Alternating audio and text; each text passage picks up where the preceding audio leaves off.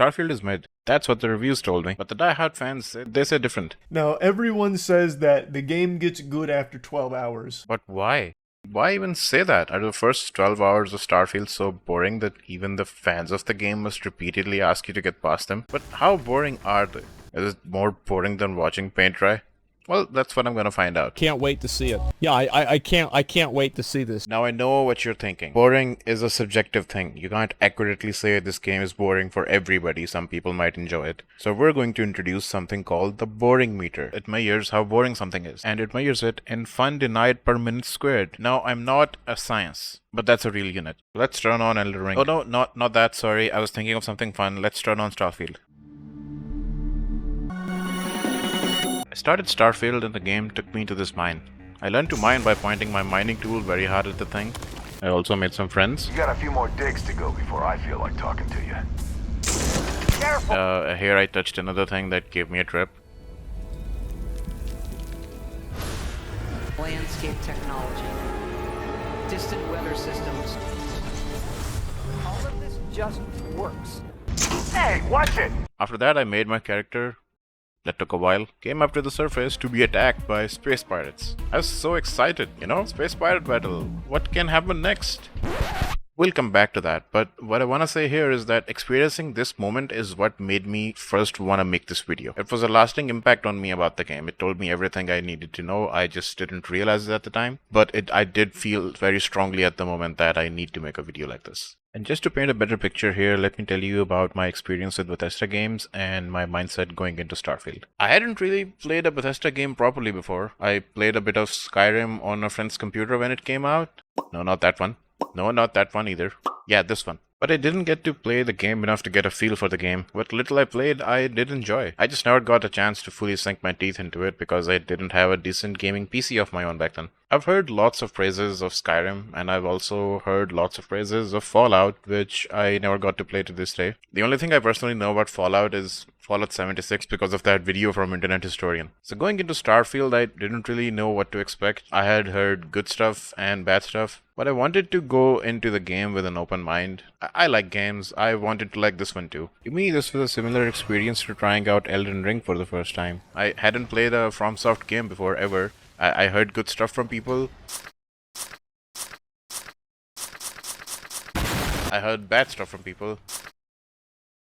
Wait, no, definitely not that one. So I gave Elden Ring a try, and what I ended up finding was a fantastic game. The comments that I heard about how From Software had learned everything they could from past games and poured the best into this game rang so true to me. Having said that, I knew games like Elden Ring are a rare gem, so going into Starfield, I was hopeful there might be some of the best of Bethesda, but I was also cautious not to create hype in my mind. My expectations were to find a fun space adventure. I was expecting to find a good polished game. Not a great game, just a good game. If it turns out to be great, awesome. I was thinking if this game is good, I'll give Fallout a try. No, before you start typing in the comments asking me not to judge Fallout based on this game, I already hear you, and I might just do that, but feel free to tell me anyways.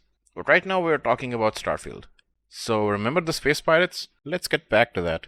After you mine a little bit in the start and you've made your character, you go to the surface and you meet Barrett for the first time, who is a main character in the game. Here you find out that some space pirates have been chasing this guy. As you're talking to him, their spaceship appears. Now at this point, I'd spent a bit of time in the game. I was ready for something big and something cool to latch onto. A high spot, if you will, right? And this definitely felt like one of those high spots in the game. My gamer mind was ready to experience something good here. I was ready for something cool to happen, is what I'm saying. You know, it's space pirates. So let's figure out what's about to happen right now.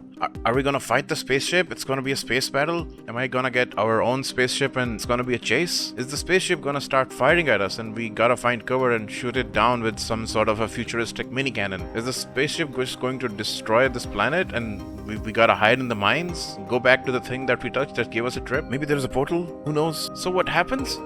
Well, not that. The big scary spaceship lands.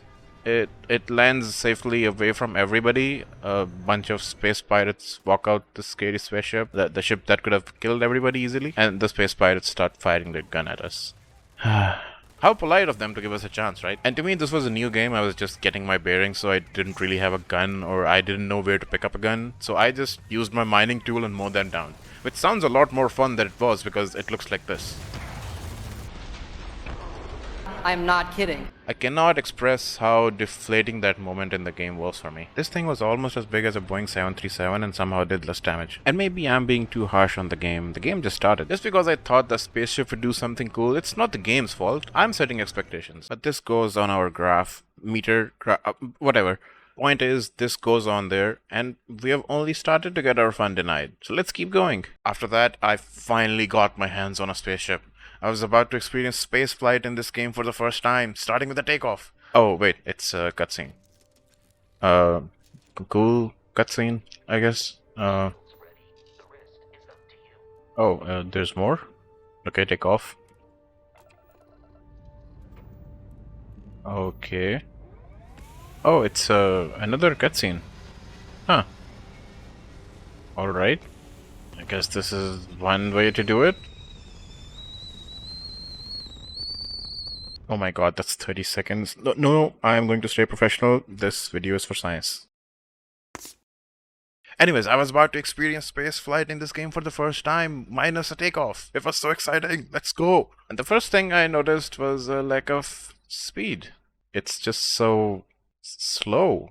You can move forward and be a good citizen and follow what appears to be the legal space speed limit. Or you can be a tough bad guy and press the boost that makes your spaceship go super fast. Fast enough that it appears like it could beat a snail in a race, and then your spaceship starts slowing down again. Wait, it starts slowing down. Why is it slowing down? Is there space friction in this game? Why does it feel like I'm driving a starter car in a racing game with bad visuals? There's no sense of speed, there's no sense of inertia. What is slowing me down in space apart from the game mechanics? You can boost up to 500 speed units. I don't know what the units are, but they aren't maintained, so you can like chain boosts and go really fast in a direction. Why? It's space. What's slowing me down, game? Why won't you let me have any fun? This is a clip from GTA Vice City. This game came out in 2002. This is ancient. In this game, if you get a tank, you can obviously blow stuff up, but if you turn the nozzle behind you and you keep firing, not only are you destroying stuff behind you, but the tank accelerates forward because of the physics, science. It keeps doing that. You keep firing backwards, you keep going faster and faster and faster. Why? Because it's fun. They let this in because it's fun. You know what this means, right? It's going on the graph. And now we're reaching serious levels of fun denied, aren't we? And of course, we will keep going. I tried to move past that and fly around a little bit, and eventually I saw it. Behold, the moon. Our moon. Finally another glimmer of hope to do something cool in this game. Now, I specifically remember this because I was in a Discord call with a friend and we were both hoping to see something cool from the game, apart from those sick loading screens, of course. We'll get back to those. We saw the moon and we decided, hey, let's go to the other side of the moon in this giant spaceship that we have so we can see the Earth. That would be really cool. So onwards we went, with a dream and a terrible booster in our spaceship. We kept going and going and going and going. It felt like we were making no progress, so we kind of gave up. I was moving so slow that I had only moved 15 kilometers in a few minutes. In a spaceship. Cars can do better speeds than that. What is happening here? There's no sense of, hey, I'm driving a big, very fast spaceship in space. Okay, here's what it looks like to go really fast in Starfield. Here's what it looks like to go really fast in No Man's Sky. See the difference? Fun denied has officially gone off the scale now, and we will keep going. So after getting fun blocked by the game once again, I decided, screw it, let's just go do the main missions. So I reached this planet called Atlantis, and oh, it's a cutscene to land. That's pretty cool, I guess. So I reached this constellation building, which had this futuristic looking door, and that's a loading screen.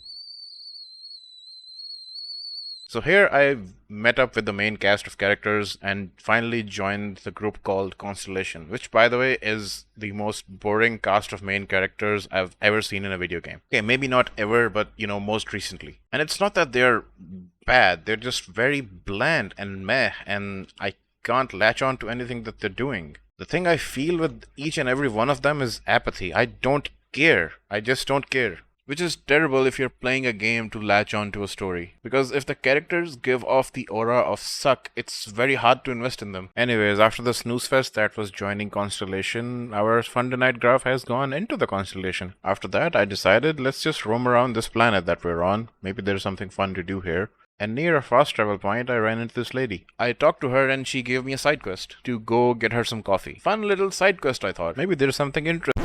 I got a bunch of loading screens and gave this woman a coffee, and that's about it. You know what? That was just bad luck. I ran into a bad side quest. That's totally okay. I'm not gonna be harsh. This is not going on the graph. Even though that was a fetch quest with a bunch of loading screens and nothing. No, it's not going on the graph. I eventually took off from the planet to find the artifact for the main quest, and there's that cutscene again. Huh. Oh, I can't skip it. Huh.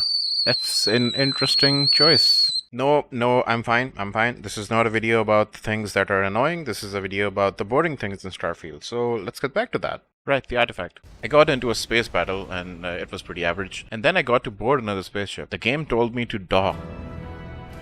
I'm trying really hard to not get excited at this point. I know I need to temper my expectations, but that theme is getting louder in my head. I thought this might be an interesting mechanic of the game. What was the mechanic?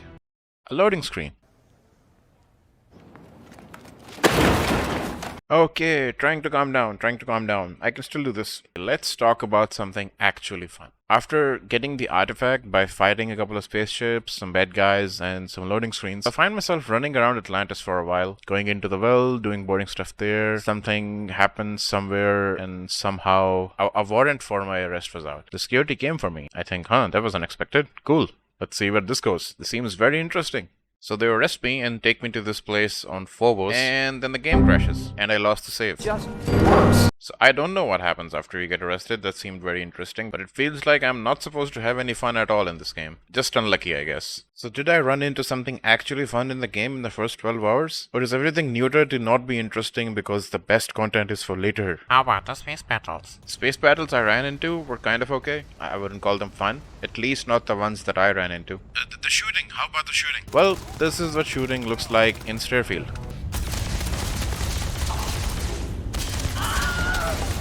This is what shooting looks like in Helldivers.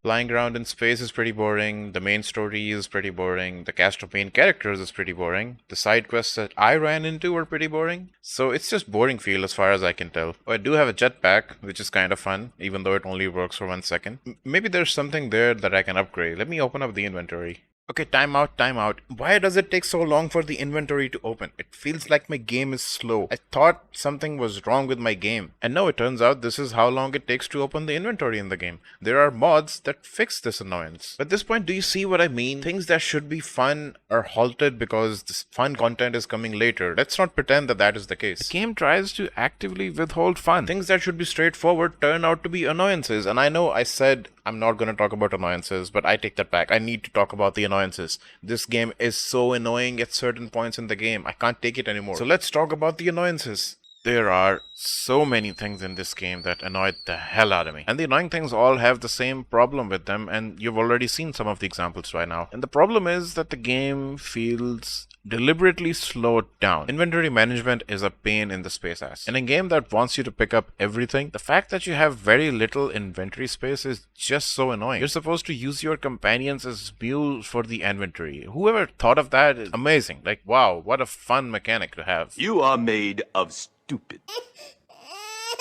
It takes time to open your inventory and close it again. There's like half a second gap every time you do this. Why? It makes the game feel sloppy. Not just that, the inventory menu is horrible to use and the UI feels like it was put in the game as a dare to see if they can get away with it. And it's not just the inventory that is slow. You have a slow moving spaceship, you have a slow moving character, you have a jetpack that's the equivalent of a space fart. There's no vehicle to travel on the planets. You can't fight too long because your oxygen gets low if you're carrying too much stuff. You can't fight too long because your ammo is low because you have to carry less stuff and ammo weighs a lot. And if you're carrying too much, you're not allowed to fast travel because reasons. And let's finally talk about the loading screens. This game has been dunked on a lot already for loading screens, so I'll try to keep this brief. It's not that modern games shouldn't have loading screens. That's not actually the problem. The problem is that there are way too many of them, and they are usually in places where you would never think required a loading screen. Entering the building is a loading screen. Taking off from a planet is a loading screen. If I, as the player, can't manually fly fly my spaceship off the planet. That sucks, sure, but it sucks more now that I have to go through a loading screen every time I get into my ship. Watch a cutscene of my character get into the pilot's seat, only to be greeted by another cutscene of the spaceship flying off, and then there is another loading screen every single time when I leave a planet. It's mind-blowing to me that this sequence ended up in the final product. So the question still is, are the first 12 hours of the game worth the pain? No, they're not. I can sum up the first 12 hours of Starfield like this. It's very safe. You have characters, you have missions, you have guns, you have spaceship. Combine all that and you definitely have something that can be called a game. It's definitely a game. Imagine ordering a dish at a restaurant, taking a bite and thinking, well, that's definitely food. It's not good. I don't want to vomit either. That's what Starfield is. Starfield feels like the result of a badly granted genie wish. Not one of those Aladdin genies, one of those genies that try to screw you over as much as possible when you wish for something. It feels like somebody went up to them and asked for a space adventure game, and this is what we got. I'm just so used to games giving me something to latch onto in the very start, something to care about, something to have a good memory about, something that hooks me into the game in the early hours of the game that makes me want to play it for the next 50 hours. Most definitely, you're supposed to find something in the first 12 hours. But Starfield feels like it's either not polished enough or delivering a fun experience from the get-go wasn't a priority of Bethesda at all. Let's imagine for a second that there's amazing, great content in the game once you get past the initial boring stuff. Then this would mean that the good content is specifically put after the bad. They're making the entire game longer deliberately, which just screams of quantity over quality. This style of content not only brings down the overall experience of the game, but it disrespects the consumer's time. There is a term going around in tech these days called enshittification, which basically means making your service shittier and shittier to get most amount of money out of your consumers by delivering the least amount of value as possible. You've already seen this with Netflix and Amazon Prime pricing, and this is what it feels like playing Starfield. Very few games today are safe from the deliver first, finish later model, and Starfield feels no different. There have been recent updates that show that they're adding a vehicle and an actual map to the game, but it's too late. As things currently stand, the first 12 hours are utterly disappointing and boring. But is it more boring than watching paint dry? Slight problem. Turns out I've wasted enough money on Starfield and I'm not getting any more to waste on paint. I'm gonna do the next best thing and go to YouTube and find a paint drying video. Okay, here we go. Is it just me or is this not the right way to paint a wall? Is this video from Bethesda? Is this like bad for anybody else watching? Interestingly enough, that is a painted wall. Nobody can actually refute that this is not a wall that has been painted. Just like nobody can refute that Starfield is in fact a game. Oh, the paint's dropping. I wonder if that big droplet in the center is gonna go down a bit. We're getting closer. Wait, what? Okay, that was not a cut by me. What just happened? And cut it right there. This is where you ask people to join your Patreon to see the rest of the clip. What? No, that sounds like a horrible idea. I'm gonna show the rest of the thing. People can just join on Patreon to support me, and they can see a longer version of the video, but I'm not gonna leave it on a cliffhanger like that. That's so stupid. Is this video looped? Look at this. This is the most replayed part of the video where droplet just disappears. It's a loop. Yeah, I'm just gonna go play Elden Ring. Hey, I said Elden Ring. You like Elden Ring, right? Then give this video a like too.